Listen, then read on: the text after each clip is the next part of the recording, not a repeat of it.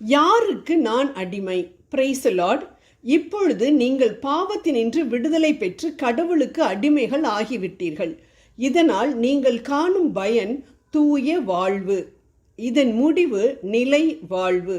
ரோமையர் 6:22.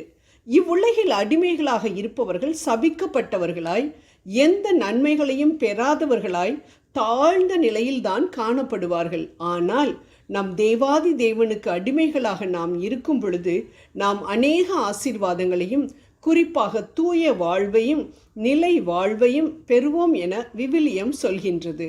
ஆண்டவருக்கு அடிமையாக இருப்பது என்பது எவ்வளோ பெரிய பாக்கியம்! எப்படி நாம் ஆண்டவருக்கு அடிமையாக இருக்க முடியும் என்பதையும் விவிலியம் எடுத்துரைக்கின்றது.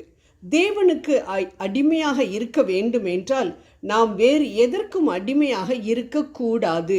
அதனால்தான் இயேசு சொல்கிறார், 2 எஜமான்களுக்கு நீங்கள் ஊழியம் செய்ய முடியாது என்று.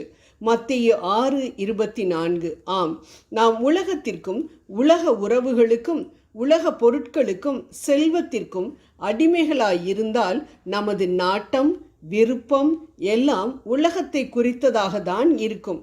இஸ்ரவேலர் எகிப்தில் இருந்த பொழுது அடிமைகளாக இருந்தார்கள். அப்பொழுது அவர்களை பாதுகாக்க மேக ஸ்தம்பத்தையும் அக்கினி ஸ்தம்பத்தையும் ஆண்டவர் அங்கு எகிப்திற்கு அனுப்பவில்லை. ஆனால் அவர்கள் எகிப்தை விட்டு, அதாவது அடிமைத்தனத்தை விட்டு வெளியில் வந்த பொழுது அவர்களை பாதுகாக்க தேவனுடைய மேகஸ்தம்பமும் அக்கினி ஸ்தம்பமும் ரெடியாக காத்து கொண்டிருந்தது என்று நாம் விவிலியத்தில் வாசிக்கின்றோம். அதாவது நாம் தேவன் இல்லாமல் வேறு எதற்கும் அடிமைகளாக இருந்தோம் என்றால் நமக்கு பாதுகாப்பு இல்லை என்பதை இதிலிருந்து நன்றாக புரிந்து கொள்ள முடிகின்றது. என்னால் சினிமா டிவி சீரியல் எல்லாம் பார்க்காம இருக்கவே முடியாது. எனக்கு என் பையனும் என் கணவன் தான் உயிர். அவங்களுக்காக நான் எதையும் செய்வேன். என் ஃப்ரெண்டை பார்க்காம என்னால் இருக்கவே முடியாது. வேலை தான் என்னுடைய ஃபஸ்ட்டு ஒய்ஃபு.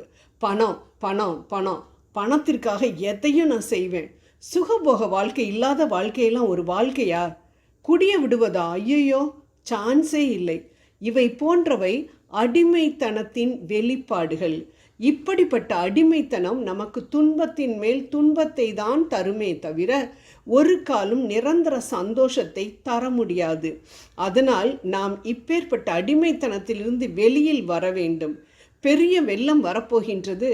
அதனால் ஆற்றோரமாக இருக்கும் உங்களுடைய வீட்டை நீங்கள் காலி பண்ணிவிட்டு உடனே புறப்பட்டு இந்த இடத்த விட்டு போங்க என்று அரசாங்கம் சொல்லும் பொழுது, இல்லை நான் பார்த்து கட்டின வீடுங்க இது, அதனால் நான் இங்கே தான் இருப்பேன் என முரட்டாட்டம் பண்ணினோம் என்றால் நாம் அழிவது நிச்சயம். ஆகவே எனது அடிமைத்தனத்திலிருந்து நான் வெளியில் வர வேண்டும் என்ற ஆர்வம் நமக்கு இருக்க வேண்டும். அப்பொழுது நம் ஆர்வத்தை காணும் நம் தேவன் எவ்வாறு இஸ்ரவேல் மக்களின் ஆர்வத்தை பார்த்து அவர்களை எகிப்திலிருந்து அற்புதங்கள் மூலமாக அழைத்து கொண்டு வந்தாரோ அதே போல நம்மையும் அடிமைத்தனத்திலிருந்து விடுவிப்பார். வருந்தி கேட்கிறவர்களிடம் விரும்பி வருகின்றவர்தான் நம் ஆண்டவராகிய இயேசு கிறிஸ்து.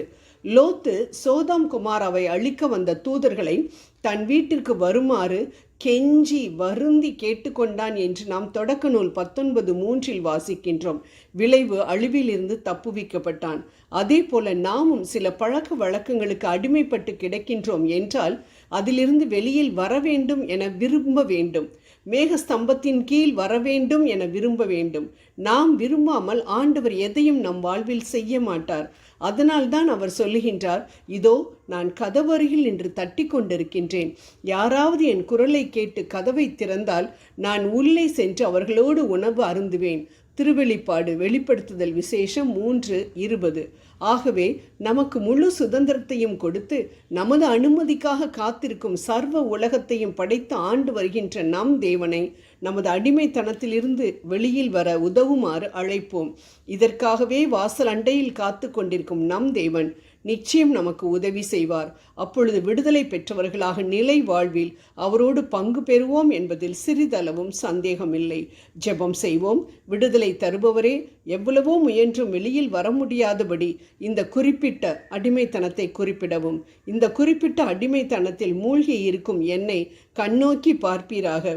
எனது கட்டுகளை அவிழ்த்துவிட்டு சுதந்திரமாக உம்மை ஆராதிக்க கிருபை புரியும். ஆமேன்.